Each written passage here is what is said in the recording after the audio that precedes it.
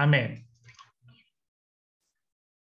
Baik, kita mengucap syukur untuk malam hari ini, ya, karena kita boleh melewati tahun 2021 dengan kondisi-kondisi yang ada, ya.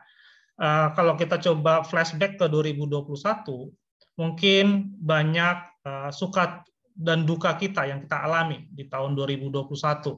Apakah itu mengenai perekonomian kita, apakah itu usaha kita mungkin yang gagal, atau pendidikan kita yang mungkin akhirnya terputus dan sebagainya, ya. Tapi percayalah, di tahun 2021 kita udah bisa melewati itu semua.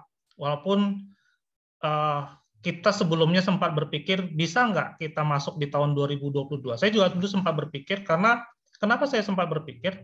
Karena tahun 2021 itu begitu berdampak sekali, ya. Saya lihat banyak teman, sahabat, saudara saya, ya, lebih dulu pula dipanggil Bapak, ya, karena kena virus dan sebagainya. Dan saya banyak melihat teman-teman saya juga banyak yang akhirnya menutup usahanya karena begitu besar dampak pandemi ini terhadap usahanya, ya. Toh akhirnya kita bisa melewati 2021 ini dengan sukacita kita. Dan kita percaya kita melewati ini karena kita disertai Tuhan, ya. Penyertaan Tuhan selalu sama kita sehingga kita bisa melewati 2021 dan kita memasuki tahun 2022. Dan kedepannya juga kita tidak tahu, ya, apa yang akan terjadi. Karena kalau kita coba mendengarkan informasi-informasi yang ada, justru di tahun 2022 itu akan mengalami lebih sulit lagi dibandingkan 2021. Tapi kita percaya kita mempunyai Allah yang setia, Allah yang selalu menyertai kita, sehingga kita bisa melewati tahap demi tahap, hari demi hari. Ya, maka hari ini saya coba sharing firman tentang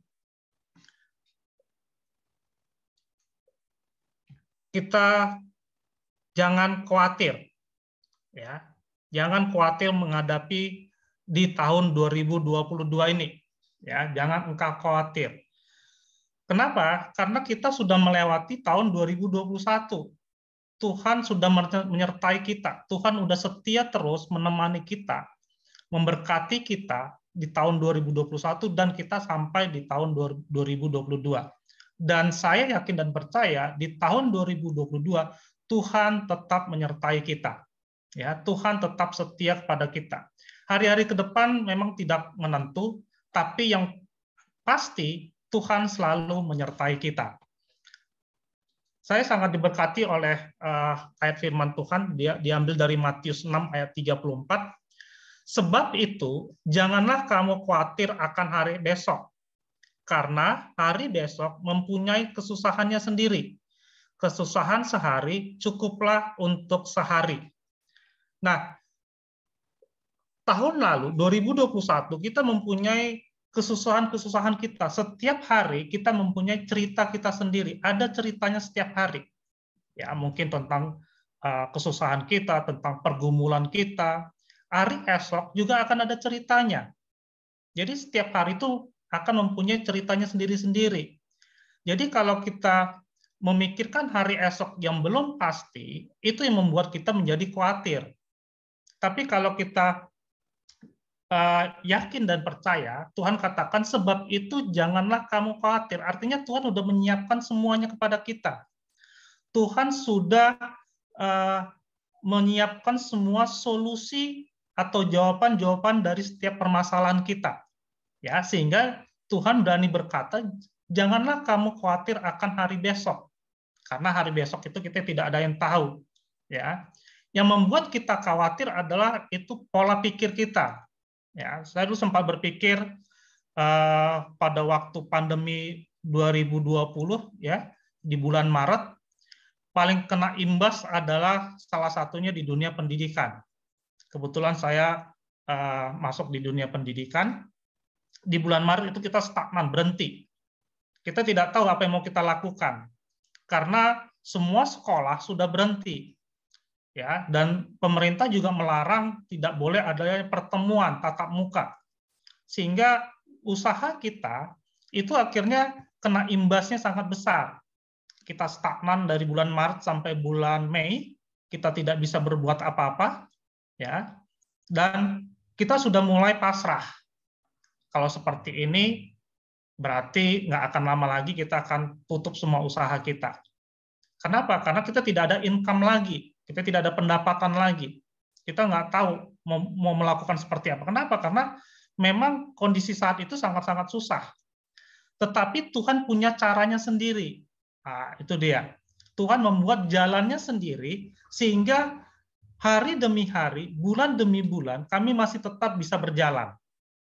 Ya, dan itu membuat kami menjadi lebih percaya bahwa Tuhan tetap menyertai kami dari hari ke hari, sehingga sampai hari ini kami masih tetap ada, walaupun kondisinya betul-betul sudah mengkhawatirkan, tapi kami percaya Tuhan tetap menyertai kami, sehingga dikatakan, sebab itu janganlah kamu khawatirkan hari besok, karena Tuhan sudah memberi solusinya, Tuhan sudah memberi caranya bagaimana kita menghadapi hari esok. Nah, yang jadi pemikiran kita sebenarnya adalah pola pikir kita. Kita berpikir selalu hal-hal yang negatif yang akan terjadi di hari esok. Ya, itu yang membuat kita menjadi khawatir. Sementara berdasarkan survei yang ada, berdasarkan hasil riset dari Don Joseph Goe, ya, dengan bukunya The End of Stress, ternyata bahwa 85% yang kita khawatirkan manusia itu tidak akan terjadi. Ya, berdasarkan riset ternyata 85% yang kita khawatirkan itu tidak terjadi. Nah, berarti ada 15% lagi yang terjadi. Nah, dari 15% yang terjadi, ya, ternyata 79% itu bisa kita atasi dengan baik dan membuat pelajaran bagi kita. Artinya apa? Masalah-masalah besok itu yang membuat kita takut itu pola pikir kita. Pemikiran kita yang membuat kita takut sehingga kita pikir, waduh, kalau seperti ini gimana ya? Seperti ini gimana ya? Sementara setelah kita jalani, oh ternyata bisa kok. Ya. Nah, dari hasil survei inilah maka kita katakan bahwa kita jangan khawatir akan pemikiran kita. Pemikiran kita yang membuat kita khawatir. Nah, ada suatu cerita, ya, ada 3 orang bapak lagi menantikan istrinya yang melahirkan anak pertama. Ketiga bapak ini menunggu, ada 3 orang, si A, si B, dan si C saling menunggu.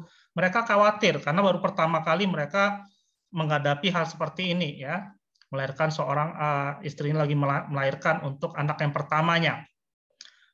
Sambil menunggu, mereka saling memandang, ya, bagaimana wajah-wajah orang khawatir, ya, wajah-wajah ketakutan. Nah, berapa saat kemudian terdengarlah suara tangis bayi. Owe, owe, owe. Waduh, girang mereka bertiga. Wah, ini anak-anak siapa nih yang lahir duluan ini? Anak saya atau anak dia? Gitulah kira-kira dalam pola pikir mereka. Akhirnya keluarlah seorang dokter dan dia memanggil, Bapak A, saya dok, siap. Nah, datanglah Bapak A itu menghadap dokter. Dokter itu bertanya, Bapak kerja di mana? Bingung. Bapak si A ini, kenapa dokter bertanya seperti itu? Ya, saya mau nanya, Bapak kerjanya di mana? Wah, saya kerja di Kacang Cap 2 Kelinci, dok, katanya. Oh, selamat Pak. Pantesan anak Bapak lahirnya kembar, kata gitu kan. Wah, senanglah Bapak ini sukacita.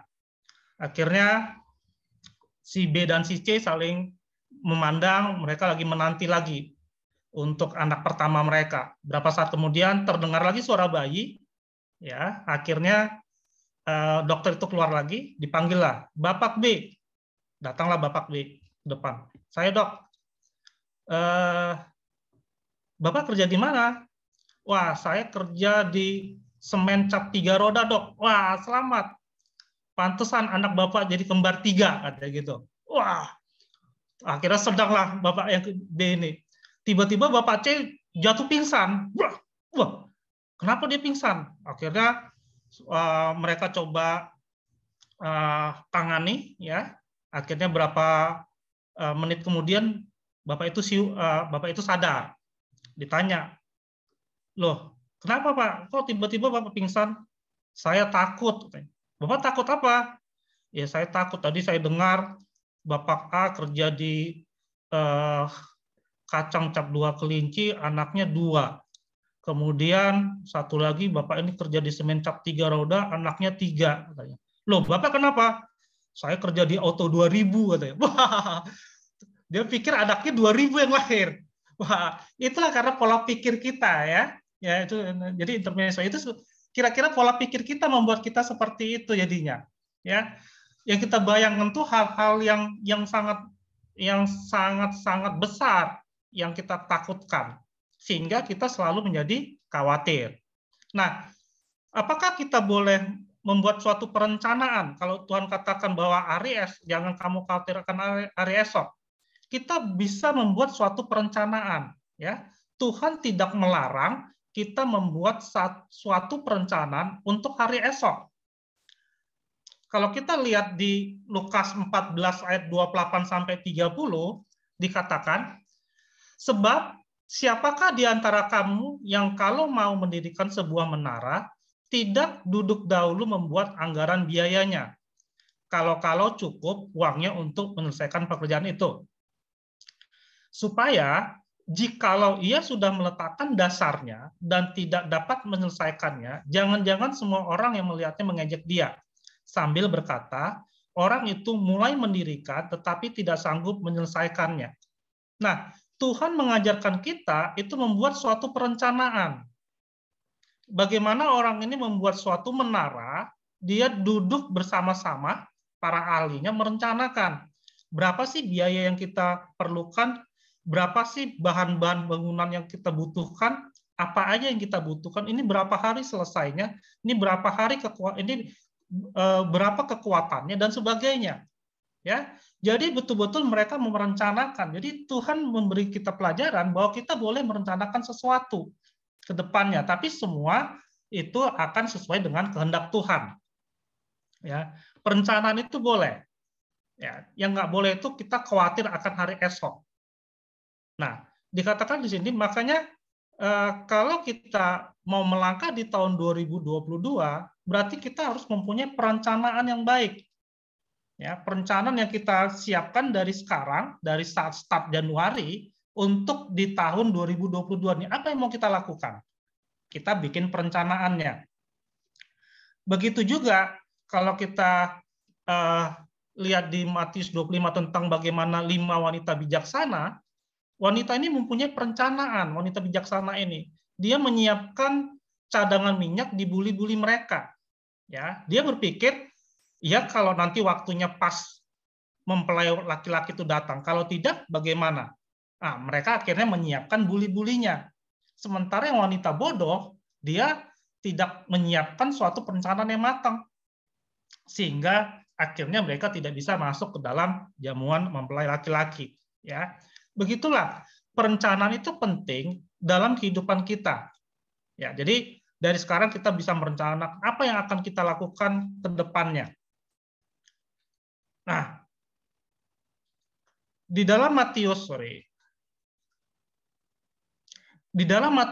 ayat 13 dikatakan, ya, karena itu berjaga-jagalah, sebab kamu tidak tahu akan hari maupun akan saatnya. Berjaga-jaga artinya ada perencanaan kita. Ya, kita mempunyai rencana yang matang, rencana yang betul-betul siap kita susun untuk hari esok dan hari-hari berikutnya. Perencanaan-perencanaan apa aja yang perlu kita lakukan untuk perencanaan masa depan? Mungkin yang pertama, kita bisa mulai menabung, ya, untuk ke depan. Nah, banyak orang menabung itu dari sisa uangnya. Ya, sebenarnya yang benar adalah menabung itu dari saat pertama kita menerima uang. Jadi misalkan dapat gaji, langsung kita sisihkan. Yang pertama ya pasti untuk perpuluhan. Kemudian kita sisihkan untuk menabung. Apakah berapa persen, itu sudah kita hitung, mungkin 10% dari hasil pendapatan kita, atau 5% dan sebagainya. Kalau kita menabung dari sisa uang kita setelah kita belanjakan, biasanya itu tidak ada sisa. Ya, biasanya itu tidak akan ada sisa karena kita akan menghabiskan untuk beli A, beli B, dan beli C. Ya, kebutuhan-kebutuhan kita akan kita penuhi biasa gitu. Tapi kalau saat kita udah dari awal kita mulai menabung dan kita sisihkan, nah sisa dari uang itulah kita pergunakan dalam keseharian kita, dalam kehidupan kita. Itu ada biaya transportnya, kemudian itu mungkin untuk makan, untuk pendidikan dan sebagainya. Kemudian kalau memang masih ada lagi selain menabung, kita bisa investasi. Ya, investasi ini banyak. Bisa dalam investasi kita membeli sesuatu, misalkan kita membeli logam mulia, kita kalau misalnya ada dana lebih kita bisa membeli tanah dan sebagainya yang kira-kira investasi ke depan itu berkembang. Ya, atau kalau saat sekarang nih yang gencar-gencarnya itu beli saham dan sebagainya ya. Jadi kita perlu investasi kita untuk masa depan. Ya. Nah, kalau masih ada lebihnya lagi, ya kita bisa bikin asuransi pendidikan, asuransi kesehatan dan jiwa. Kita tidak tahu ke depannya seperti apa. Tapi dengan adanya asuransi, minimal kita udah di cover. Ya, bukan berarti kita tidak percaya kepada Tuhan. Kita percaya, tapi kita juga harus mempunyai perencanaan. Ya, jadi bikin asuransi pendidikan untuk anak-anak kita, atau asuransi kesehatan, atau asuransi jiwa, karena kita nggak tahu ke depannya seperti apa. Lebih-lebih sekarang muncul pandemi yang baru, Omikron. Ada lagi pandemi, ada berkembang lagi yang baru lagi, dan ke depannya kita juga nggak tahu ini. Nah, dengan adanya asuransi yang sudah kita siapkan, minimal kita sudah sedikit aman. Kemudian, bagaimana menyusun rencana keuangan untuk ke depan dalam 1 bulan, gaji kita yang ada, ya kita susun, apa aja yang mau kita perlukan, kita sisihkan untuk perpuluhan, untuk tabungan, ini untuk pendidikan anak, ini untuk makan, itu transport dan sebagainya. Susun rencana keuangan, ya, sehingga pada saat akhir bulan kita udah siap semua, udah terpenuhi semua, udah ada pos-posnya masing-masing. Kemudian yang paling penting menjalankan gaya hidup sederhana. Jangan lebih besar pasak daripada tiang. Ya, kita coba megah-megah dalam penampilan kita ternyata tidak sesuai dengan pemasukan kita. Ya, maka jalankan gaya hidup yang sederhana. Ya, itulah kira-kira perencanaan yang perlu kita lakukan dalam awal bulan di tahun 2022. Mungkin setiap bulan perlu kita buat perencanaan seperti itu. Nah, tadi dikatakan jangan khawatir akan hari esok. Mengapa kita tidak boleh khawatir akan hari esok? Karena yang pertama saya ambil dari sini, bahwa setiap hari ada ceritanya sendiri. Hari ini ada ceritanya, besok ada ceritanya, kemarin ada ceritanya sendiri. Ya, jadi masing-masing hari itu pasti mempunyai ceritanya sendiri-sendiri. Apakah itu cerita mengenai anugerah yang Tuhan berikan, apakah itu cerita mengenai pergumulan kita, apa itu cerita mengenai waktu itu perekonomian kita yang lagi bermasalah, semua mempunyai ceritanya sendiri. Jadi kita jangan khawatir. Karena besok kita tahu pasti ada cerita kita sendiri. Tapi yang pasti, dari setiap cerita-cerita yang ada, Tuhan selalu memberikan anugerah yang baru setiap pagi kepada kita.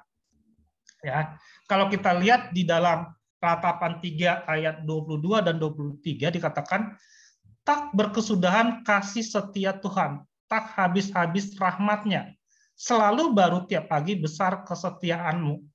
Jadi Tuhan memberikan rahmat-Nya setiap pagi kepada kita. Ya, jadi jangan khawatir, besok juga jangan khawatir. Kenapa? Karena Tuhan itu setia. Ya, Tuhan itu selalu menyertai kita. Tuhan itu selalu menemani kita. Tuhan itu selalu akan memberi setiap permasalahan kita itu jawaban-jawabannya. Ya, Tuhan akan memberikan jawaban dalam setiap permasalahan kita. Ya, karena dikatakan di firman, Selalu baru setiap pagi, besar kesetiaanmu. Jadi jangan kita takut akan hari esok, karena Tuhan selalu setia menemani kita. Yang kedua, kenapa kita tidak boleh khawatir akan hari besok? Nah, yang kedua kita lihat, jangan hidup melampaui batas. Ya, jadi hiduplah sesuai dengan kapasitas kita. Lift aja, itu mempunyai kapasitasnya. Ya, kalau orang masuk ke dalam lift dan orang itu melampaui kapasitas, maka lift itu akan berbunyi. Ya, jadi semua ada batasnya. Truk tronton aja yang besar itu juga mempunyai kapasitas untuk mengangkut bebannya. Ya, begitu juga kita juga harus hidup jangan melampaui batas kita. Itu yang membuat kita khawatir. Tapi kalau kita hidup dalam kemampuan dan dalam batas-batas kehidupan kita, kita akan hidup sebagaimana adanya. Ya. Nah, karena kita tahu kesusahan kemarin itu jangan dipikul hari ini lagi. Yang membuat kita stres adalah, yang membuat kita khawatir, permasalahan-permasalahan hari-hari sebelumnya itu kita bawa lagi hari sekarang. Kita bawa lagi sekarang itu permasalahan-permasalahan kita yang dulu-dulu. Yang dulu-dulu sudahlah selesai. Nah, sekarang masalahnya hari ini kita selesaikan lagi. Ya, sehingga kalau kita menyelesaikan masalah hari demi hari dan tidak mengumpulkan dalam suatu kesatuan, ya, sehingga kita tidak akan melampaui kemampuan kita. Ya, jadi kesusahan hari ini ya kita pikul hari ini aja. Besok jangan lagi kita bawa kesusahan kita yang hari ini. Nah, kalau itu kita lakukan, maka kita tidak akan khawatir akan hari esok. Kemudian lakukan yang terbaik hari ini. Dan esok serahkan kepada Tuhan. Kita nggak tahu apa yang terjadi akan hari esok. Ya, yang penting kita lakukan yang terbaik hari ini. Nah, setelah kita lakukan, besok kita lihat kembali. Karena kita percaya esok akan punya ceritanya sendiri lagi. Dan kita melakukan yang terbaik lagi untuk hari esok.